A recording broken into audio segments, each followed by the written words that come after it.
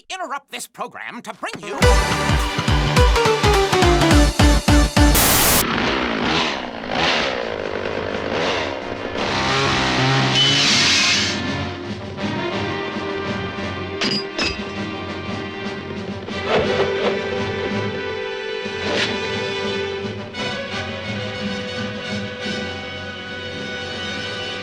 Groovy.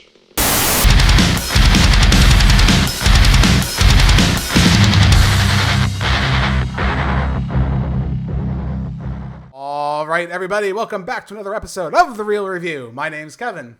My name is Adam. And we are The Real Movie Guys. It's October, so you know what that means. Real Terror Month. Real Terror Month is a special month where we take a look at all your favorite horror movies, giving you our thoughts and what we think. This month, we're going to be talking about the Evil Dead series, and in this video specifically, we're talking about Evil Dead 2, Dead by Dawn. A lone survivor of an onslaught of flesh-possessing spirits holds up in a cabin with a group of strangers while the demon continues their attack. Wow, Adam, this is a drastic difference from the last video we were discussing about The Evil Dead. I love these movies. Evil Dead 2 is Sam Raimi, I think, coming into his full as a director. Everything we know, love, and some people hate Sam Raimi for, I think, can all be found in Evil Dead 2. And I think it's his best work. Absolutely. Talk about entertaining to watch. It is just such a wild experience. I can't think of many times a director has an opportunity that Sam Raimi has or takes with these series. Evil Dead 2 is the first time he does this, and he's going to do this again later on, but a director pretty much remakes his first movie within the sequel. There is a functioning to this. I know a lot of people are going to think, what the hell are you talking about? Well, for those who don't know, Evil Dead 2 was really hard to get greenlit. It took a lot of time. It took actually Stephen King had to go out on a limb for Sam Raimi in order for this movie to get made. He had to tell the studio, like, hey, this guy, he's got some great ideas. I love that Evil Dead movie. You know, you're sleeping on a franchise here. You have all this. He's got the moxie. Let's let him make a movie. So they did. You know, it got greenlit. The problem was they couldn't use any of the footage from The Evil Dead, which I think that right there in itself is kind of bewildering to me. Don't you think, Adam? Like, you can't use the footage from your previous movie? Like, oh yeah, immediately it would hinder you because it's like, okay, well, great. Now I can't really continue the story. Which is weird because I wonder if we take it for granted sometimes with our movies where like the Marvel movies can show tons of footage from a previous film and reflect back on what happened. And, you know, especially for a sequel where maybe I think The Evil Dead was a very popular movie at the time, so most people had probably seen it. But Sam Raimi wanted to give the audience a refresher. And I think in some weird way, I think it was his ego, right? I think he wanted to say, I could do this better, right? Like, you know, I made that when I was a child. I'm more experienced. This is like, I think 7 or 8 years in the future he makes this movie, so he had a lot more time to mature as far as a director and find his style. So he's like, I can do this better. So what does he do? Cuts out the whole entire cast of all the friends going into the woods. It's just Bruce Campbell as Ash Williams reprising his role and his girlfriend Linda traveling to a cabin, which ironically with all the changes that he made, they just randomly broke into this cabin to hang out. I thought that was always the most bewildering thing to me too. Like, let's forget about the magnifying glass necklace thing. You know, I'll let that go. But the fact you just hey baby, let's go into this random cabin I found in the woods. There's no one here, and we're just gonna hang out and have a good time. Okay. Yeah, it's really funny to me because I was thinking about that, just like, did you guys see this in a brochure? Yeah, like how did you find this place? I don't understand. Like, it makes, especially for where they had to go to get here, it made absolutely no sense. Regardless, the same thing kind of happened. It's weird, right? Because at first, when I first started watching this movie, I'm like, you know, I missed the ensemble cast, right? I missed having all the friends, all the history with them. But then at the same time, I'm like, maybe that's better. There's not as many characters around because you're cutting out some of the nonsense that happened. And Ash would have a more direct connection with just one person, or maybe in this descent of madness. I think there's something to be said for that. And I think it was a good choice. You know, at the beginning, I don't know if it was, but I think now, as I reflect on it, I think it is a better choice to have been made. Adam, what do you think of The Evil Dead 2? Do you like the changes that were made in the beginning? Do you think it was necessary? Well, what are your thoughts on that? It's such a tonal difference between the first movie. Like, right off the get-go. I mean, obviously you're going to see a bunch more of like a comedic take on it. Right. Which I enjoy. It's still a very fun watch. It's very interesting to see how it's like The Evil Dead adjacent. Right. That's a good. I like that. Actually, Yeah. I really like that. The Evil Dead adjacent. It's interesting because I heard a couple different things. I know him and his brother collaborated a lot on this movie, and you're going to see Ted Raimi was heavily involved with a lot of this movie. And a lot of people say Ted Raimi went to Sam and said, "Hey, I think we should work on this comedy part. I think there's something to be here." And I think Bruce actually agreed. And this is the best Bruce is ever going to be. Well, I don't want to say that. I mean, there's something that we're going to talk about later. But this is a really good time for Bruce Campbell. I mean, he's in peak physical condition. The man's like ripped. He's doing a lot of physical stunts in this movie. Like he's taking some bumps in this movie. And I'm like, man, like that takes a lot of physical acting. And you know what? If your actor has that kind of comedic timing, which Bruce Campbell is obviously able to play with his corny, cheesy dialogue and just like a lot of his mannerisms that he's able to get across, why not use that to its fullest? And I think Evil Dead does that in the best way possible, while still also hanging on to a lot of that fear that I think was in the original The Evil Dead. Bruce Campbell takes it and runs. He just really gets into it this time, and it's so great. And that's where this movie shines, I think, a lot of the times, is where it's a descent into madness, right? That's what I like to think about this movie. Bruce Campbell, he's with his girlfriend. The shit hits the fan. He finds this book that turns her into a flesh-eating zombie monster that's constantly terrorizing him. It doesn't even necessarily want to, like, it wants to kill him, but it wants to fuck with him, I think, is like the biggest thing. And that's what this whole movie is. It's just shit happening to Bruce the entire movie. And the movie picks up right where the last one ends, ironically. Like, they still keep some parts from the first movie, and they keep the ending where Ash is just thrown back into the middle of the woods after he gets attacked by like some random force from the house that ejects him into the middle of the woods. And then what does he do? He can't leave, so he has to go back to the cabin. And Sam Raimi utilizes this one setting so effectively in this movie. Everything that happens here, I think, is a reflection of everything Sam has learned up until this point. My absolute favorite scene is the tracking shot where Ash is getting chased into the house. There's a scene where he's standing outside and he starts running from, I guess, the entity, which I always like that. Raimi never puts like an image to whatever's chasing him. You just know something horrible is coming after him. Yes. He's running. I don't know how they did this. I really can't tell you. And it's all one continuous shot. Like we talk about now, how we have that whole trend of doing a continuous shot in movies. The Evil Dead 2 kind of did it first. Ash is just running through the house. He's like ducking, going through corners, like sliding through piping. That's an impressive feat, man. I don't know what to say other than that. Like, I think that's just crazy effective, and it's kind of scary, right? Because the camera never breaks from it, so he's being chased. It is. It's very suspenseful. It's so funny to watch. How quickly it goes too. It just gets to the plot moving, I guess, if you will. Right, and I think this whole part of that movie is where it's at its strongest. I think it's just when it's just Bruce versus evil. I think that really is its strongest. Whether he's chopping his hand off, which I think is a crazy scene, and there's a reason it's so iconic, where his hand becomes possessed. Like, let alone forget him being possessed. His hand becomes possessed. He stabs it with a fork, and then he chops it off with a chainsaw. It's just crazy, like the madness that's in this movie. And you're probably saying to yourself too, like, that's pretty violent, compared to the first movie. Ironically, I think this movie is that's one of the weaker points where this isn't as gory as the first movie. And a lot of that had to do with, I think, the first movie becoming so hard to get rated, which ironically, Evil Dead 2 became an unrated film in most of the world because of how gory it was. Even though Sam tried to work around a lot of the scenes where he has black goo shooting out instead of blood. But as he tried, I don't think that was very successful that way. And do you think that's a hindrance to this film at all? With some of those changes, especially things that happen off scene. We get a lot of off scene events. That's where a lot of it happens. It's like a lot of the dismemberments or any kind of the gory stuff, it'll happen off the scene. However, the one scene where Ash has to chainsaw pretty much Linda's head, and the blood kind of splurts out, and obviously we see the shadow of him, doing the deed of the chainsawing, but then you see the blood kind of splurt out onto the light bulb. Yeah, callback. And then it turns the whole room red. I just think that's such a cool effect. So it's cool because it's a callback to the original one where he did that too. He did that in the basement when there was everything was pouring in all the blood. It's such a cool visual design. So on the one hand, it stinks that I'm not able to see the more gore, but it definitely worked. And this movie's gory. Let's be clear. Yes. This movie's very gory. I guess it wasn't as much as a shock factor. So you could also maybe attribute that to maybe there was a bit of maturity coming in as a director. He wanted to show you what I can do visually with a camera to try and hide this, but make it just as effective, which I think it is. I think there's always an argument for that. What you don't see is just as powerful as what you do see. And if you don't see something, I think that lasts with you even longer because your imagination tends to run wild with what's being composed there. Like, I'm not seeing Ash chop up Linda's head with a chainsaw, but visually in my mind, my imagination's running wild with the idea of it happening. And I think that's pretty interesting for that to happen. Probably saves money too. Yeah, I can only imagine. Let the audience kind of... Yeah, and he's a cheap director, so, that's something.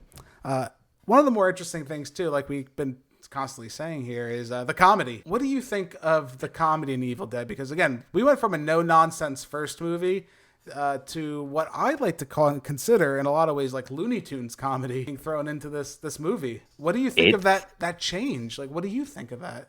It's very slapstick and campy. Like, yeah, it's really different. It obviously sets the tone for its own kind of entity while still being in the same vein as the first movie. Right. I think that's a good way to put it too. Yeah. It's just really weird, yet it's still another entertaining watch. I really like this movie a lot. It's just so fun. So if you were to... What would you prefer? Now, in my opinion, I think this movie's superior than the previous movie only because it has its own identity because of the comedy. Yeah, I agree with that. The first movie is a phenomenal movie. I don't want to take that away from it. I think The Evil Dead is absolutely phenomenal. But Evil Dead 2, because it's able to combine these two genres, it makes something very unique. I mean, The Evil Dead's unique alone for its shock factor, but you can make the argument, okay, the horror is not really, it's just a possession movie and it's a horror movie, a cabin in the woods, right? That's really what it is. The Evil Dead 2 tries to be something a lot more, but it's also successful at it, which a lot of movies can't say. Again, a lot of that, like we said earlier, has to do with Bruce Campbell's acting. The fact that he's fighting with his hand in the middle of a kitchen, like he's slamming himself against the wall, like, oh, you're a wise guy, eh? And he's got like a shotgun while his dismembered hands like running around. You're not going to find something else like this. No. You're really not. And the fact he even attaches a chainsaw to his hand is like an iconic image that's ingrained in film history. Horror history. I mean, genre bending. You look at anime, anything. You see, there's some kind of influence there for what this movie had. As stupid as it sounds, this movie has its own identity because of the changes and the comedy that Sam Raimi put in there. The ridiculousness paired perfectly well with the horror. It was like a perfect marriage. It's like The Evil Dead set the bar for horror films. Yeah. But this one created its whole new genre. The practical effects, once again, are by far phenomenal. There's one scene even too towards the end when Ash has to verse the giant head monster that comes through the door. I think that's really cool. I know it looks corny, but the fact that he's actually fighting like a giant boss, it feels like a video game almost. Like, all right, this is the final boss for the final battle. I think that's really cool. And the fact that it's actually still there, I think is interesting too. I think it's just so awesome that he literally like dabs it with the chainsaw. He's actually, and it's just kind of... Yeah, I thought it was great. I really enjoyed that. Yeah, the practicality in this movie cannot be like undermined whatsoever. Even when I was looking up the chainsaw, they actually had it. I forget how they did it. They had something like running with the chain. It wasn't actually a chainsaw, obviously, but he had something he had to have like running next to in like the mechanism where the chainsaw was. That way, it was constantly like a motor revving inside of it. It had smoke coming out of it. That's attention to detail. You don't really expect stuff. Yeah, it's really cool. And there's something to be said about just having a really cool chainsaw hand. The effects in this movie, I think, are second to none. Another one of my favorite scenes, Adam, is the mirror scene.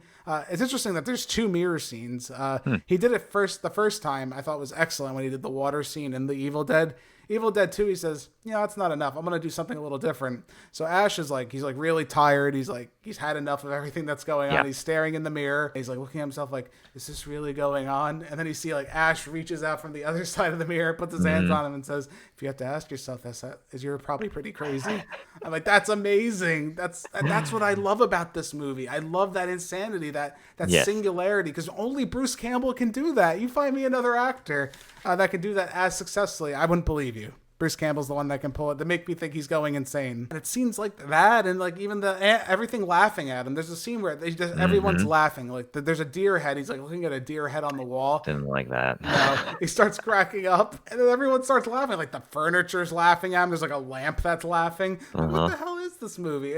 That's where it works so well. There are some things, as much as I love this movie, and I do think it's a phenomenal movie, there's some things I don't like. The more I've watched it over the years, I think the more it's kind of grown on me, the things I don't like. The second half of this movie for me. In the beginning of this movie, it's really Ash versus evil, the whole movie. It's him versus the evil in the cabin in the woods. Sam Raimi decides, I don't think that's enough. I need to introduce these side characters. I know I'm probably going to get flack for it, but I don't think it's necessary. Like, we had Bobby Joe, Annie's boyfriend. All these characters are introduced in the second half of the movie, but I feel like it weighs down the plot that was so strong for me. The interaction of just Ash versus the evil in the house was so much more interesting than adding all these side characters into the plot. Yeah, maybe if there weren't as many characters, I would have been okay with that. Right. But the fact that all of a sudden we have this whole situation going on between Ash and all these deadites are happening, and then all of a sudden the plot kind of completely shifts. Right. In a way, and then all of a sudden all these new casts are introduced in the second half of the film. It's like they're not established enough right away, and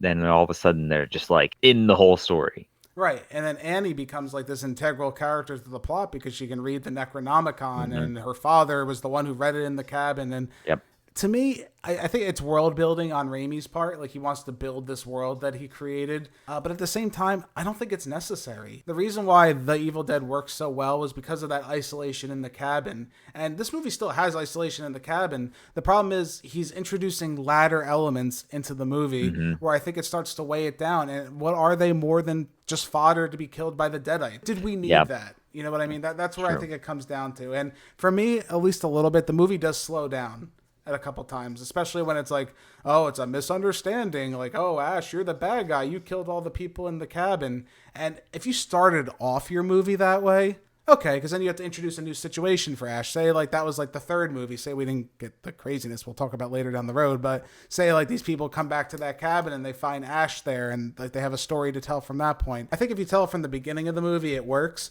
But the fact he just, like, interjects it midway in the movie, I feel like that was, like, that was a weird choice for him. And I don't know if that was necessarily successful in that way. Yeah, I mean, there were definitely some scenes that worked. I just think it could have been done differently. Maybe if they were established more at the beginning of the film somehow, some way. But the fact that they just kind of show up and now they're here, they're just like in the thick of it. Right. And a lot of that has to do, I think, even too, like the narration with the Necronomicon. Like, yeah, it's kind of cool. Like, all right, it's cool to know, like, this whole backstory. You can tell Raimi wants to set this up to be something bigger than it initially was. And I think that is the feeling he's going for. But in some ways, by having this narration, sometimes when you have to talking down to the audience, like, this is the Necronomicon, this is what it does, this is how ancient evil it is. When you over-explain something, it takes something away. Other than it being just like a Book of the Dead that does all this crazy, we don't even know what it does or no one can explain what it is. Sometimes the mystery is a little more interesting. And especially for Sam Raimi, I find that kind of weird that he decided to make that choice for the series. Especially when you're going in assuming that a lot of people have seen the first film. Right. Where it's technically already established. So it's like, do you really have to go into it again? It's a weird choice. Whether you really like it or not, I think it's going to depend on the viewer. If you're someone who likes traditional movies where I like my part one and then my part two to be straight on through, you're not going to get that here. No. I would almost argue that kind of like what Marvel's doing with the multiversal timelines, these are different timelines of events that are happening in this world. Yeah, pretty much. And maybe that was the first multiverse created. Who's to say? Maybe Sam Raimi started off with that. Before we get to our final scores, I'm going to go to our favorite part of the video. Ladies and gentlemen, it's time for the Real Kill Award.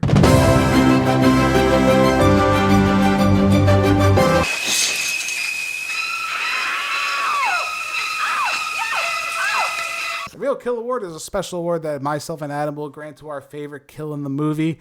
Adam, by far in Evil Dead 2, what was your favorite kill? I believe it was when his name is Jake, which was the hillbilly dude. Okay, He's got the overalls. When Henrietta kind of drags him into the cellar, and all of a sudden, just the flood of blood just comes whoosh, right out of the cellar there. I love a good Raimi like jet stream of blood. I really do. And there's few other directors I think that can do it as successfully as he can and make me like feel grossed and uncomfortable for liking it. No, I really enjoyed that one. That one was fun. Yeah, and this movie has a similar scene too, but with the wall. Like we didn't really talk too much about that too. Is where the wall, there was like a hole in the wall, and then the blood starts shooting out of it, and then it retracts and it's like black when it goes back into the wall. So that's some cool stuff right there. Again, you can see a lot, like we talked about earlier. Raimi found a lot of ways to make things that worked in the first movie and take them and make them even better in this movie in maybe more interesting ways. My Real Kill Award, I'm going to nominate Linda, head getting chopped with a chainsaw. So Yeah. it's not even just that one scene. I think it's the whole, that one part. Ash has to dismember his girlfriend. But and by far, I think that's terrifying. So he has Linda's head trapped in a vice, and she's talking to him like, "Oh, Ash, I love you. You can't do this to me." And he's like, "What, baby? I can't do this. I can't do it. I can't do it, Linda. Shut up, Linda." I love that. I think that's like one of the best parts in the movie, too, quote-wise. Is just he's like, "Shut up, Linda." He's always yelling that throughout the movie. And she's like, he's about to do it with the chainsaw. I can't do it. Then suddenly her body comes like running at him with the chainsaw going crazy. And he's like, "Oh my God, what am I going to do?" And, of course he ends up chopping her head up. But I think that's a really cool kill. I think it's phenomenal, that scene. It's loony. It's crazy. It captures everything we love about the Evil Dead series. Her body running around with the chainsaw is a very, very funny visual. Yeah, it's a funny visual. And again, Bruce Campbell's reactions just sell that to the moon. I absolutely love it. The interesting thing too, we'll see, this movie ends, like we said, he kills the giant monster, and Ash gets sucked into another dimension at the end of the movie. And I do like this about Raimi movies, and we'll probably talk about this when we cover Army of Darkness, is I like kind of like how Ash is just like eternally damned to like have a terrible life, I guess, from this point forward. Like, he's gonna get transported to another situation. It's like, oh no, not again. Come on. Like, I just went through all this. It's not over. Yeah, he's gonna have a pretty rough few days, really. We'll talk more about Army of Darkness when we go into that movie, so stay tuned for that review. But that all being said, I think it's time we give our final scores. I'm gonna give The Evil Dead 2, Dead by Dawn, an A.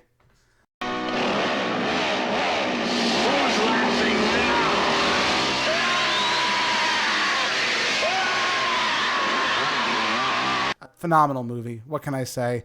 I know I was a little bit negative on this movie at parts, but it's only because I love it so much. I have to acknowledge the weaknesses in order for me to acknowledge the strengths. But overall, this is peak Raimi movie for me. I really have a hard time finding another Raimi movie I like as much as Evil Dead 2. That being said, he's had a historic career with movies like Spider-Man, Drag Me to Hell.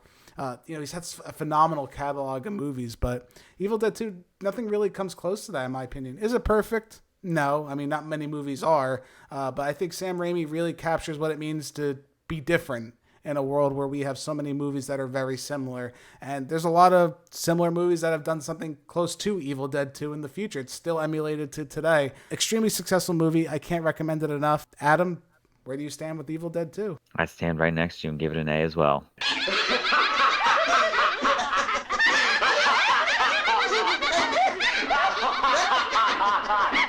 It's just really entertaining. I love this movie. It's just so great. There's the line deliveries from Ash, the groovy.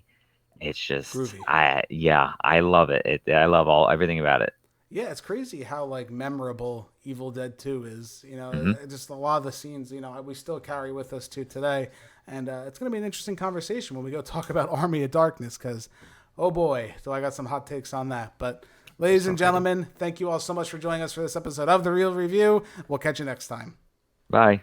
If you guys like what you've seen here today, consider giving this video a like and leaving your thoughts in the comments below. If you want to stay up to date with everything Real Movie Guys related, make sure to hit that subscribe button and check us out on Instagram, Twitter, and Facebook. And don't forget, all you audio listeners at home, we are available on many podcasting platforms. Just search The Real Movie Guys, we should pop right up.